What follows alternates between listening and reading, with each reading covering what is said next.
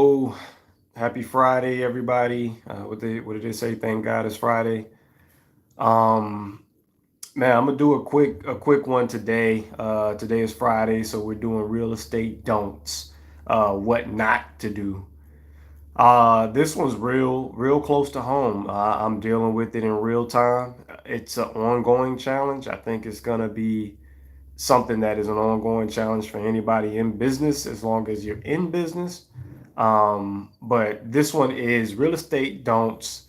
Never do anything without a written agreement. Like literally nothing. Don't do anything in business without a written agreement. I'm going to give you three scenarios that I've dealt with.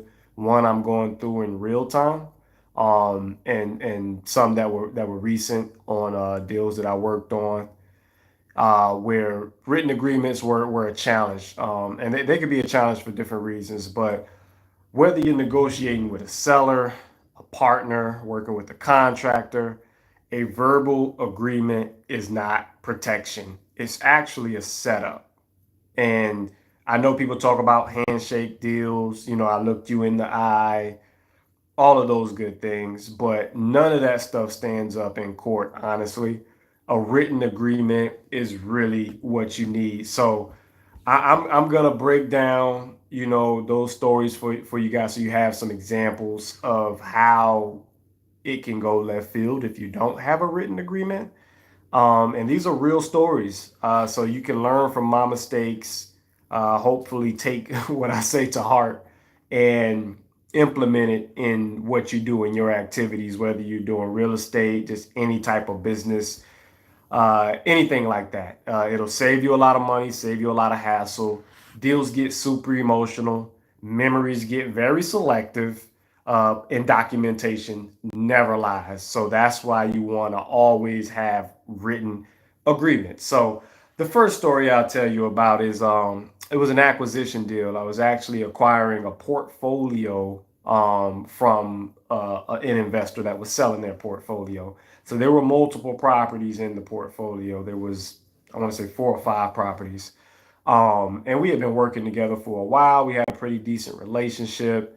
Obviously, you always got to keep things in perspective. I'm still buying something from you, so I know what's going on. But ultimately, what happened was the seller promised, some things in regards to, let's just say, property one. If I did X, Y, and Z on property two through five, then they would give a concession on property one. And this is all phone calls. We typically, a lot of people like to have phone calls. And phone calls by themselves alone can definitely be a setup because you can't refer back to a phone call. If it's recorded, of course, then you can. But when it came down to close, when it came down to push the portfolio through to closing, the seller got amnesia and completely forgot about the concession that they said for property one that they would give, and it actually apart. So it was frustrating. They ended up going into foreclosure on the properties. Either way, we should have had that in writing. We did a lot of talking. There was a lot of back and forth. I'll do this. I'll give you this. We work this out this way. Forget all of that. Get it in writing. It's great to talk it through, get an understanding of what you're going to do together, but get it in writing. Like, do not accept somebody just telling you what they're going to do or what they're not going to do. Put it in writing and have get signatures, because that's when you know it's real. That's when you know they're serious. If they're not willing to put it in writing, then you should probably be aware that there's some type of setup, and they're planning to do a bait and switch. So that's an example of where a deal went left field on me, because we didn't have something in writing. Another one is partnership. Partnerships can be great. Partnerships can be amazing, but partnerships can be horrible as well. They can lift you, but they can also end you. They can ruin you. You're signing. It's just like a marriage or anything like that. Like any type of partnership, you want to make sure you're with the right partner. And with that said, when you do find a partner, or when you think you found one, whatever terms, whatever roles you guys agree to, put that in writing. Put it in writing. Like, don't be afraid of putting things in writing. Like, a lot of people get offended when you say, I want to put that in writing. Let's draw up an agreement. As in they're not telling the truth. But you gotta put it in writing. Like don't bypass that trying to be relational. Like don't, because the court of law is not going to uphold that. And if you have money in the balance, if you're putting up money and you're investing money, you need to make sure that you have everything in writing.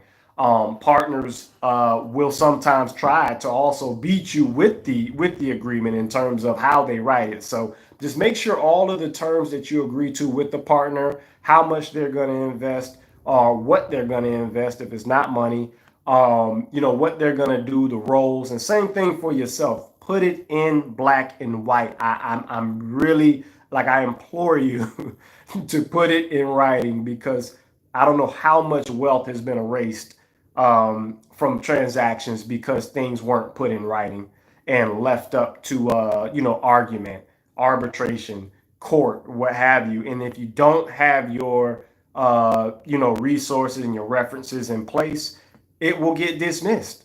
And, people get away with a lot by not doing that. Another example is working with a general contractor or anybody doing any type of work for you in that sense. Contractors are horrible at putting things in writing. Bids, estimates, agreements, schedules, draw schedules, all that, invoices.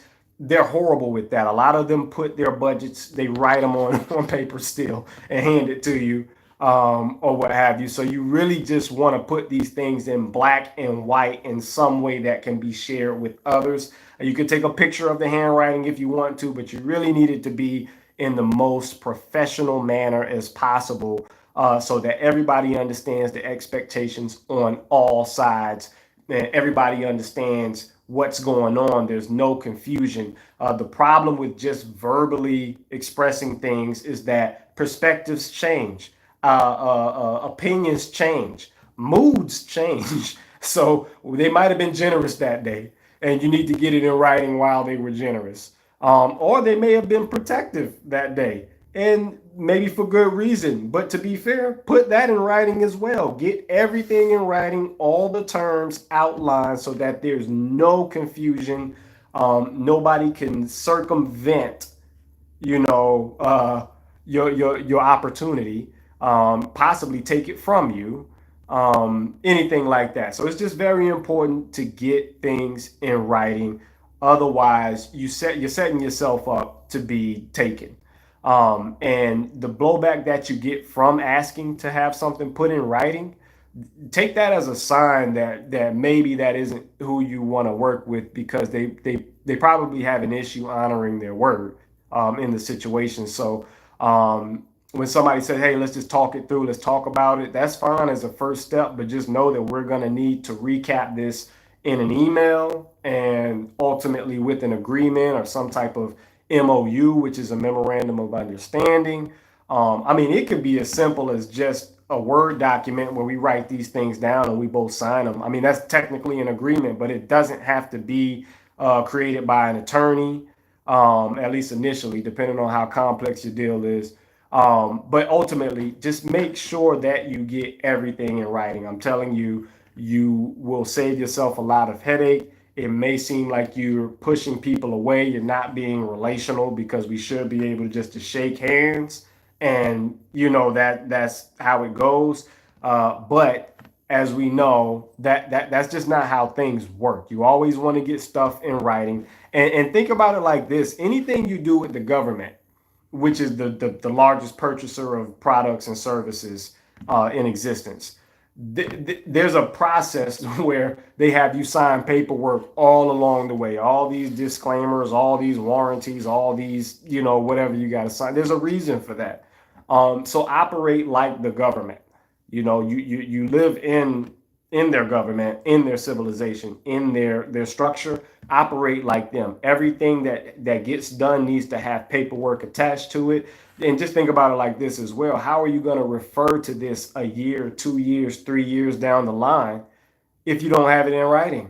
Hey, you told me this, you told me this. So ultimately, make sure that you get everything in writing when you're doing business, and that it'll go a long way, and it also comes off a lot more professional. So, you know, I appreciate you guys checking out this video. I'll be back next week with 5 more videos. Like, comment, and subscribe. Let me know if you've had any experiences when it comes to not putting something in writing where you should have, or maybe you put something in writing and you're grateful that you did because you had to exercise something in that agreement. I can think of maybe a million times where that's happened. But contracts are the only way that you can do business and do business successfully. There has to be contracts attached to it. So thanks, guys. I appreciate it. Have a great weekend, and I'll see you on the next one.